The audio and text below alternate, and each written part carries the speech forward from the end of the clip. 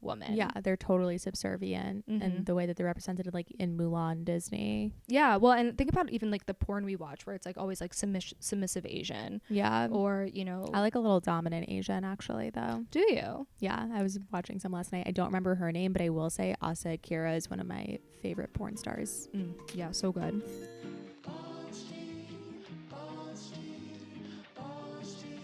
It's the same way that we can't separate sex addiction from our religious beliefs and the misogyny that's attached to it. We also cannot separate it from racism, especially when we're looking at these shootings in Atlanta, Georgia. So Nancy Wang Yen, a sociology professor at Biola University, who specializes in race and ethnicity in media, spoke with NPR. And she talked about racism and sex addiction and the shooting.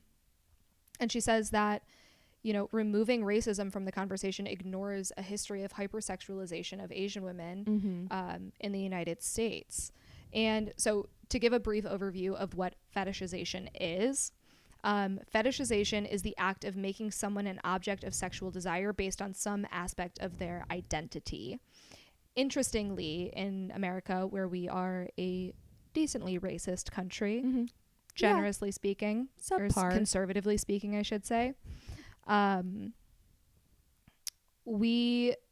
way that we fetishize and sexualize minority women is astonishing. So according to Pornhub's year in review, most of the top 5 search terms on the platform are explicitly race or ethnically related.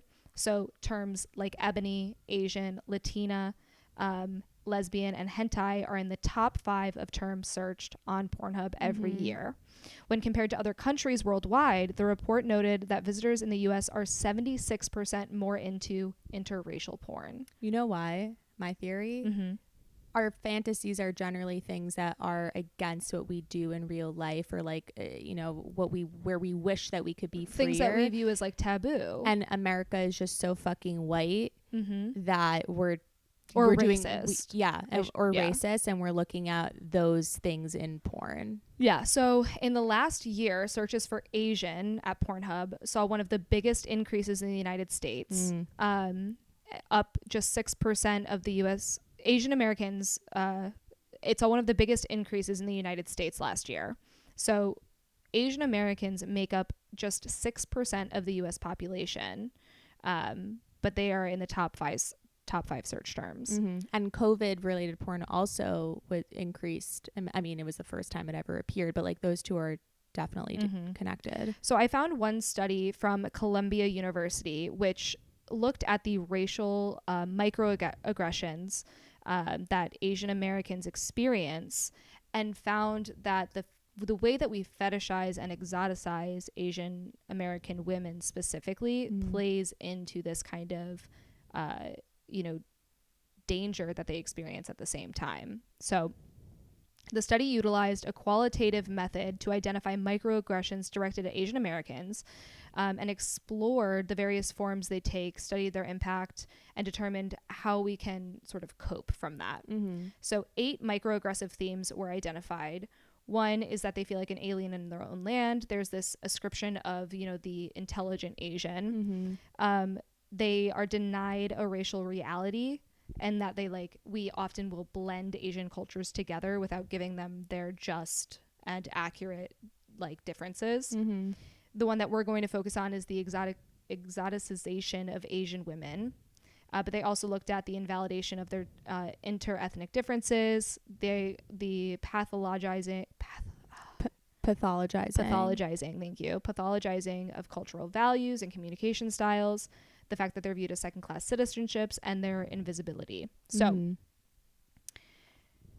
for this study, it was a focus group study, and they basically spoke with a dozen or so varying Asian American women and men about how they are perceived and microaggressed upon in our society. And here's what they found about the exoticization of American women. So one Chinese American woman stated that white men believe that Asian women are great girlfriends, that they're willing to wait hand and foot on men, that they don't backtalk or give them shit, and that Asian women generally are just beautiful, have gorgeous white skin, and that they are, going to be like silky smooth and just kind of this ideal form of a submissive woman. Yeah, they're totally subservient and the way that they're represented like in Mulan Disney. Yeah, well, and think about even like the porn we watch where it's like always like submissive Asian. Yeah. Or, you know, I like a little dominant Asian actually though. Do you? Yeah, I was watching some last night. I don't remember her name, but I will say Asa Akira is one of my favorite porn stars. Yeah, so good. One Korean American woman indicated that she is frequently approached by white men who are very forthcoming about their Asian fetishes. And that they're always saying like, oh, you know, they're always noting how the subservience of Asian women is like very pleasing to them sexually. Nearly all of the members of the focus groups interpreted these microaggressions as indicating that Asian women are only needed for the physical needs of white men and nothing more. So they're just there to serve. Participants felt that the intent of the aggressor in these situations may be to praise Asian women for their ability to take care of a man's every need. But that sort of like biased thinking of like, oh, I'm here to compliment you on your submissiveness is not actually a compliment at all. It's them kind of putting you in a box and saying, this is what you are. You don't have a chance to be anything else. Yeah. And it's just classic white male toxicity, taking what they think is theirs to serve themselves. A lot of the participants were really vocal in saying that there's this sort of subjugation of Asian American women to the role of like sexual object or domestic servant, and the idea that like they equate our identities to that of a passive companion of a white man. So we're just there to be whoever a white man needs us to be. A trophy wife. Exactly.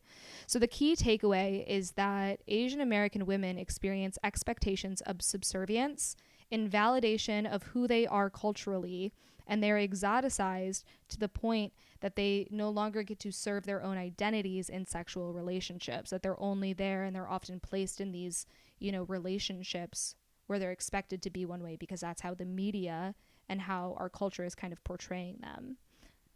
There's a big sense that the study was basically saying that there's a erasure of racism against Asian Americans, because in America we're taught very much so that racism is literally a black and white issue, that it exists for black people against white people or white people against black people. And because Asian Americans have a white skin tone, and because they are viewed as more assimilated into the culture, there's a belief that they don't experience the same racism, but that's just not true.